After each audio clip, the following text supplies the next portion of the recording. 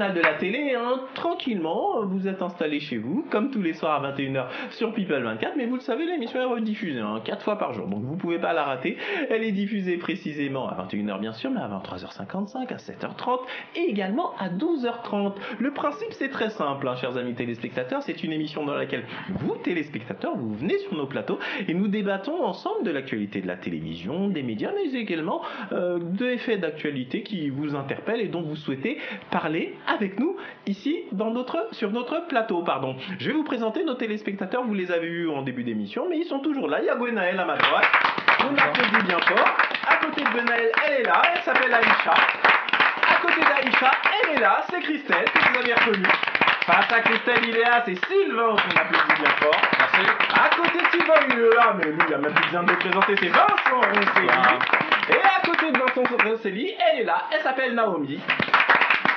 Alors, chers amis téléspectateurs, immédiatement, un jingle, et on va donner la parole à un nouveau téléspectateur.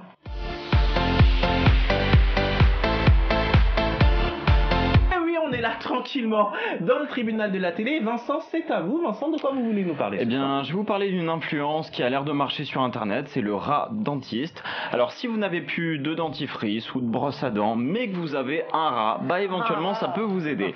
Le but...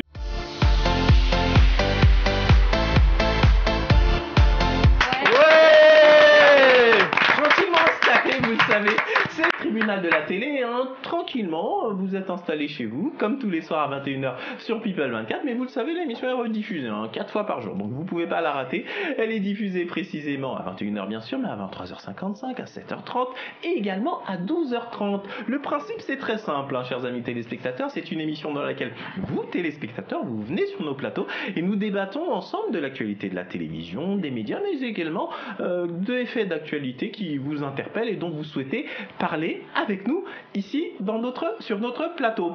Je vais vous présenter nos téléspectateurs, vous les avez vus en début d'émission, mais ils sont toujours là. Il y a Gwenaëlle à ma droite, on applaudit bien fort. À côté de Gwenaëlle, elle est là, elle s'appelle Aïcha. À côté d'Aïcha, elle est là, c'est Christelle, que vous avez reconnue.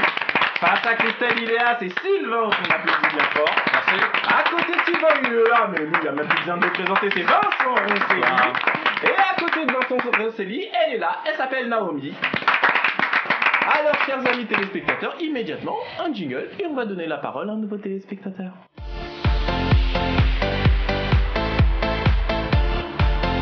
On est là tranquillement dans le tribunal de personne et il t'arrivera quelque chose de bien ou je sais pas. Oui. Enfin bref, il y a tout un tas de choses comme ça. Vous pensez quoi de cette histoire de vous ferez nettoyer les dents avec un rat, mon cher Gwenaëlle? Jamais de la vie. Ça vous a choqué quand vous avez vu ça? Mais trop, c'est pas possible, mais c'est inhumain de faire ça. Ah, mais ça même pauvre bête déjà, j'ai envie de dire aussi. Oui, non mais pauvre bête, c'est pas, je sais pas. On va pas c'est comme si on récupérait, je sais pas, un chat paumé qui a traîné je sais pas combien de temps dehors et qu'on arrive, je sais pas, on met dans la bouche. Non, mais c'est pareil, autant de microbes et autant de maladies au possible. Moi je trouve ça complètement dégoûtant. Non mais c'est complètement fou. Aïcha, vous avez un point de vue là-dessus? Moi le rat, non, je n'ose même pas du rat, donc je ne vois pas mettre un rat dans ma bouche pour me nettoyer les dents. J'ai encore des mains, Non mais vous voyez là comme ça avec un rat qui vous parcourt le gosier comme ça. Non, mais je meurs direct. Moi, avec crise cardiaque, c'est pas possible, même pour 10 000 €, non merci. Non. Ah, même pour 10 000 €. Non, mais sérieusement. Les 15 000, allez, attention, 1 million € pour finir malade avec la peste, au final, ils vont pas me servir à grand chose. Bon, voilà, c'est bien repris. Bien rebondi. Christelle, alors cette histoire de rat. Après les poissons qui bouffent les peaux des pieds, alors tu te vois un peu toi, oui, mais c'est dans un bocal et le rat qui te... Et après il va y avoir un truc pour les nombrils aussi, tu vas nettoyer notre nombril, un rat pour laveur, poissons, non faut arrêter. C'est pas dangereux, effectivement. Non, c'est pas dangereux, oui, ça enlève la peau, oui. Ils enlèvent vraiment les peaux mortes. C'est prouvé que les poissons c'est inefficace aussi pour les pieds. Ah oui. Je parlais pas de l'efficacité, mais ce que je veux dire par là, c'est que les poissons, c'est pas dangereux. Mais là, quand même, un rat, quand on sait tout ce que ça véhicule comme maladie possible, un rat, c'est... On est en plein délire. C'est complètement ahurissant. En tout cas, merci Vincent d'avoir mis ce débat sur la table. Immédiatement, un petit jingle et nous continuons nos débats dans le tribunal de la télé.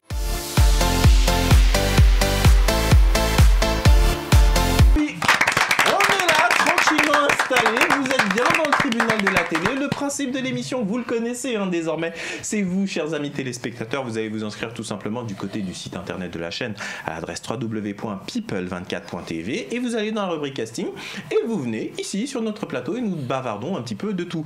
N'oubliez pas, en fin d'émission, vous découvrirez le nouveau classement du hit de la télé-réalité, le classement des personnalités de la télé-réalité préférée des Français. Et nouveauté, vous pouvez également vous inscrire dans la rubrique casting à un nouveau concours de Miss que lance la chaîne People 24 pour la plus belle femme de France. Et oui, contrairement à Miss France, il n'y aura pas un profil typé. Toutes les femmes de France pourront s'inscrire sur ce concours et précisément ce sont les téléspectateurs de People 24 qui détermineront la gagnante. Et qu'est-ce qu'elle va gagner, cette jeune femme? Eh bien déjà, elle va devenir animatrice sur notre antenne, elle présentera une émission consacrée à la mode et à la beauté, mais à côté de ça, elle participera à plein de bandes annonces de la chaîne bien évidemment, mais également à des campagnes de publicité. Donc inscrivez-vous, c'est extrêmement simple. Vous allez là également du côté du site internet de la chaîne à l'adresse www.people24.tv et dans la rubrique casting. Immédiatement, nous allons donner la parole à notre ami Gwenaël qu'on applaudit bien fort. Gwenaël, précisément, de quoi vous voulez nous parler? Alors moi je vais parler d'un épisode qui est passé dans les vacances des anges. Donc de télé-réalité, oui. Les vacances des anges. Oui. Que s'est-il passé dans cet épisode? Alors dans cet épisode, il y avait Raven et Sabrina. Ils sont assez connus. Rassurez-vous, leur photo vient de s'afficher au bas de l'écran, donc les téléspectateurs ont pu les visualiser. Raven a été éliminé et il avait fait confiance à plein de gens en demandant que il soit pas éliminé et finalement il s'est fait sortir. Voilà. Par ceux-là même qui étaient censés le protéger. C'est ça. Et ça vous surprend, c'est de la télé-réalité. Non, mais c'est pas ça qui me surprend le plus. C'est comment ça se termine en fait finalement, c'est que il s'en est pris à Raphaël et c'est parti directement aux mains. Ah oui, ils se sont battus carrément. Oui, et le groupe les groupes étaient obligés de les séparer, plus ceux qui s'occupaient de filmer les ont séparés. Donc il y a eu un moment de tension extrême. Parce il n'a pas accepté la trahison. En fait, c'est pas ça, c'est que en fait Zaven il a dit que tout le monde était faux puis Raphaël il a dit c'est bon, calme-toi, de toute façon tu savais très bien que ça allait se passer comme ça. Et Raven il a pas trop aimé, donc il a collé froid à fond et c'est parti après totalement en cacahuète et donc tout le monde est obligé de les séparer. D'accord, écoutez, merci en tous les cas Gwenaël de mettre ce débat sur la table. Alors je vais m'adresser à nos amies téléspectatrices qui sont là, aussi bien à Aïcha qu'à Naomi. Est-ce que Naomi et Aïcha, vous avez suivi cet épisode des anges? Est-ce que vous étiez au courant? Oui, moi j'étais au courant et j'avais vu. Donc c'était un gros bordel et bon, moi personnellement j'ai adoré et pour ça qu'on regarde la télé-réalité. D'accord, alors précisément c'est cela. Moi c'est ce que je note quand même dans cette génération, c'est que vous aimez les clashs. En fait ces émissions de télé-réalité, s'il n'y a pas de clash, ça marche pas. Mais quand il y a des clashs, là on est content. Oui, j'aime en faire aussi des fois. Vous aimez bien en faire. D'accord, ok.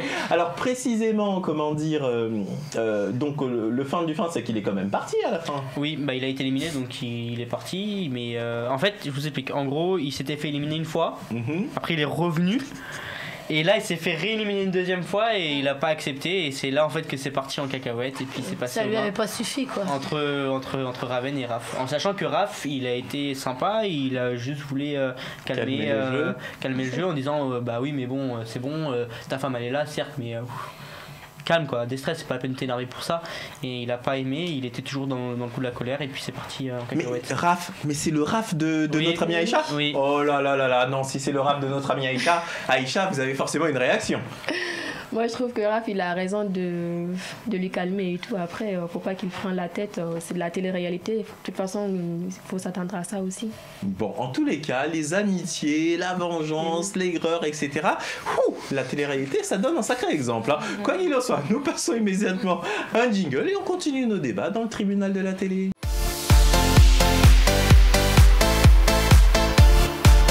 Tranquillement installés, nous sommes là dans le tribunal de la télé. immédiatement, c'est notre ami Vincent. Vincent, de quoi vous voulez nous parler? Eh bien, écoutez, je vais vous parler de ce petit biscuit Oreo et notamment de l'entreprise Mondelez.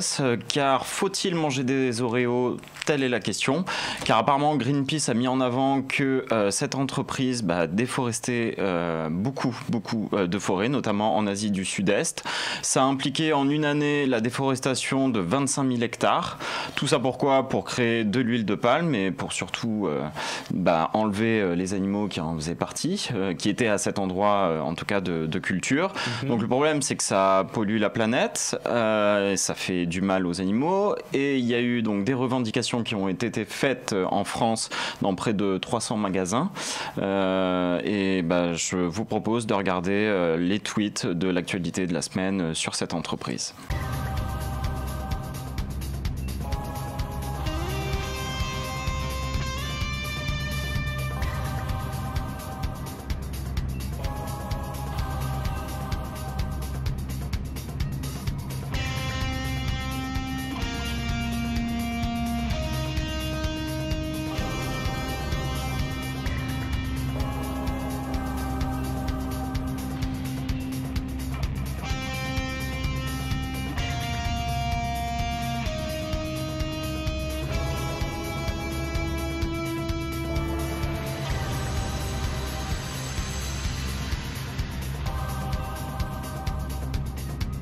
Voilà, donc apparemment ça a l'air d'être assez gravissime pour que Greenpeace en parle. Maintenant, ce sont des revendications de Greenpeace, donc je vais pas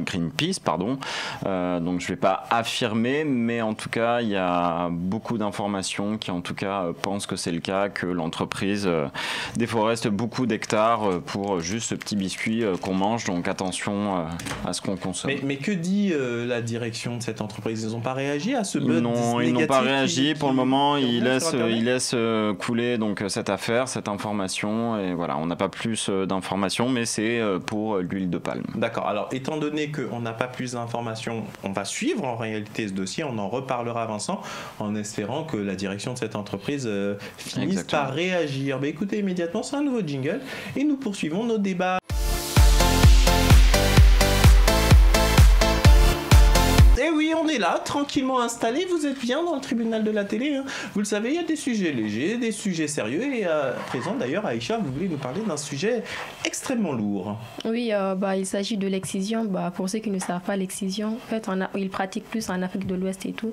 Toutes les filles noires, pas toutes les filles noires, mais les 95% des filles noires ont subi l'excision. C'est de couper le clito des jeunes filles pour ne pas avoir du plaisir jusqu'au jour du mariage. Donc j'aimerais bien savoir votre point de vue, sachant que moi j'ai été une victime et tout, donc c'est pourquoi je voulais en parler. Vous-même, vous avez été excisé dans votre enfance? Oui. Alors, quand vous étiez en Afrique ou une fois que vous êtes arrivé ici? D'accord, ok. Alors je comprends tout à fait que vous voulez en parler, on va mettre ça immédiatement en débat. Que pensez-vous en règle générale de l'excision? Mais la question est assez difficile parce que là-bas c'est ancestral, c'est des coutumes qui datent d'il y a un autre temps, on va dire. Mais il est vrai que ça commence à changer parce que beaucoup de ces pays commencent à se rendre compte que peut-être que ça vaut pas le coup du tout. Vincent, vous voulez réagir? Oui, parce que c'est un sujet qu'on entend parler depuis des années, notamment, je ne sais pas si vous vous en souvenez, il y a à peu près 8 ans, il y avait une mannequin top modèle qui, je n'ai plus son nom, qui en avait beaucoup parlé, qui l'avait mis en avant et que bizarrement on avait retrouvée morte dans la Seine. Après tout ce qu'elle avait dit et tous ces passages dans les médias, elle disait qu'elle l'avait vécu, elle expliquait comment ça se passait et qu'il fallait que ça change, et le fait d'en reparler encore maintenant, c'est inquiétant parce que ça prouve que ça n'a pas vraiment changé en fait. Donc c'est ça moi qui m'inquiète. Alors, alors moi je suis dans un pays d'Afrique de l'Ouest qui est le Congo-Brazzaville où on ne pratique pas l'excision, mais effectivement il y a beaucoup de pays africains qui le pratiquent, musulmans. Et pays africains et musulmans effectivement qui le pratiquent, mais il est vrai aussi que dans beaucoup de ces régions du monde, vous savez, il y a quand même une chose formidable dans l'internet. C'est que beaucoup de régions, qui n'avaient pas, tous ces outils de communication, commencent à voir comment les autres civilisations vivent Et petit à petit, il y a tout un tas de choses comme l'excision qui vont finir par reculer parce qu'il y a le combat sur place de femmes qui commencent à vraiment aller contre cette pratique. Vous en pensez quoi, Christelle ? Je pense qu'il y a encore beaucoup de travail parce que à une époque, là, il y a presque 10 ans, en France, ça se pratiquait aussi dans certaines Tout à fait. régions de France, dans le cercle familial. Hein, puis alors, c'était fait sans soin. Donc, oui, c'est ça, avec des il y objets avait des rouillés. hémorragies, des jeunes filles qui décédaient. Moi, je trouve ça horrible. C'est une vraie mutilation. Je sais pas à quel âge tu as eu ça, mais petite fille, je suppose, c'est les pauvres bichettes, elles doivent se demander ce qui leur arrive. Alors, donc, moi, j'avais entendu une mannequin qui s'en était sortie parce qu'elle avait appris le plaisir anal, parce que c'était vraiment, elle avait travaillé, elle avait été aidée. Après, je sais pas s'il existe des reconstructions esthétiques, je pense. Donc heureusement on est en 2018, mais faudrait pas que ça se fasse. C'est une torture, hein. Pour moi ça fait partie d'une torture. Mais en France justement ça a reculé d'un coup justement parce que comme vous l'avez dit, il y avait des circonstances où c'était fait comme des bouchers, hein, on va pas dire autrement, et la loi est devenue extrêmement sévère. Et après qu'il y ait eu un certain nombre de parents qui ont été condamnés à des peines sévères, croyez-moi, ça a fait le tour de certaines communautés. Et voilà. Sylvain, vous voulez réagir à ce sujet ? Je sais pas trop quoi dire. Je sèche là pour le coup. D'accord. En tous les cas, comment dire ? Oui, Gwenaël, pardon. Oui. Moi, je voulais réagir à ce que tu avais dit. Tout simplement, je trouve ça dégueulasse. Et en gros, c'est comme si à la place qu'on faisait ça aux femmes, nous les hommes, on nous coupait le pénis. C'est exactement pareil, on peut pas prendre le plaisir. Donc, en fait, quelque part, c'est la puissance de l'homme, encore une fois, sur la femme. C'est ce que j'allais dire. C'est-à-dire que quelque part, c'est l'homme qui s'attribue, je dirais, le plaisir et qui ne reconnaît pas à la femme la possibilité d'en avoir également. Son objet. Donc moi, je trouve ça complètement dégueulasse. Après. C'est malheureux que J'allais vous poser une question, mais elle est extrêmement personnelle et ça me semble un peu... Oui. Vous me dites que je peux ? Oui. Ouais, mais en fait, c'est parce que vous voyez tout à l'heure, comment dire... Non, je peux pas, parce que tout à l'heure, Christelle a évoqué la manière dont s'en était sortie cette mannequin. Vous, est-ce que aussi, sans rentrer dans les détails, bien évidemment, c'est pas du tout l'objet de l'émission, est-ce que vous-même, vous avez trouvé des solutions pour pouvoir fonctionner, je dirais, normalement ? J'ai vu un médecin et... j'ai fait une reconstruction. D'accord. Bon, en tous les cas, on vous encourage, ma chère Aïcha. Vous êtes belle comme un trésor et vous avez toute la vie devant vous et dans la télé-réalité. Parce que moi, je sais qu'Aïcha veut faire de la télé-réalité. Vous aurez toute votre place. Nous, on est là tranquillement installés dans le tribunal de la télé. Immédiatement, c'est la publicité. Et on se retrouve juste après pour de nouveaux débats. C'est parti.